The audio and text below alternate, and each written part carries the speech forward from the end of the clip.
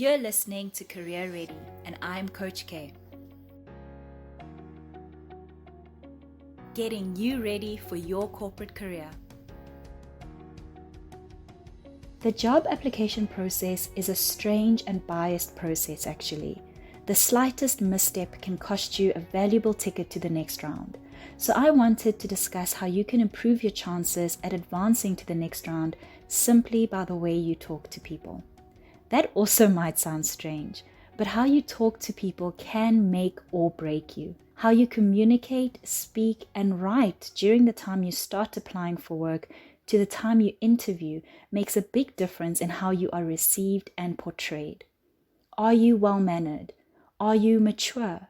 Are you a rude person? Or are you completely aloof and unaware of your current environment? How you talk will give people an idea of these things about you. So this week, I want us to unpack how we should be communicating with key persons during our job application process to improve our chances of being shortlisted and getting that job. I want us to discuss each touch point where you as a job seeker will need to actually make contact and engage with the recruiter. So let's get started, shall we? First, I want us to do a quick test. I'm going to give you a few multiple choice scenarios and you decide which option is the most appropriate word or phrase to use in a professional setting. Here's the first scenario. Which of these ways is an appropriate way to answer the phone? A. Hola. B. Fere. C. Hello. Or D. Hey. Did you get that right? Yes. C was the most appropriate way for you to answer your phone out of the options given. I want you guys to start to change your mindset and thinking when you're looking for work. You need to be mindful that any phone call you get that is from an unrecognized number could be from a potential employer, and you want to make the right first impression. I had a young lady answer the phone like this a while ago. Instead of saying hi or hello, she said, yeah. At that time, I was looking for a new client liaison officer to join our team.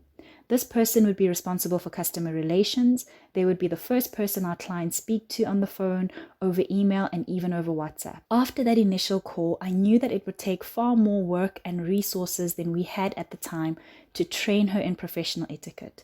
So we did not continue the process with her. Are you starting to understand now that something as small as how you answer the phone gives away a lot more than you might think? Now on to our second scenario. Which of these ways is an appropriate way to say no or I don't like that? Is it A, no thank you, B, that's straight trash, C, you must be joking, right? This was an easy one, right? Of course it's A. You have to be able to show some level of emotional intelligence and people skills when you're receiving news you don't like. Okay. Now that we've gone through two really simple scenarios, I hope that you've noticed the commonality between the inappropriate or incorrect multiple choice answers. That's right, they were too casual. There's a big difference between colloquial and professional language, and that is what we will be unpacking this week: professional language and professional etiquette. So let's define these two linguistic styles. Colloquial language is a casual, common, or informal style of communicating. This is how you would normally speak to your friends, sometimes family, how you text, and even how you post on social media. It's casual and light. While professional language is a more formal way of communicating, it's considered the appropriate business language because the style of talking is professional, respectful, and structured.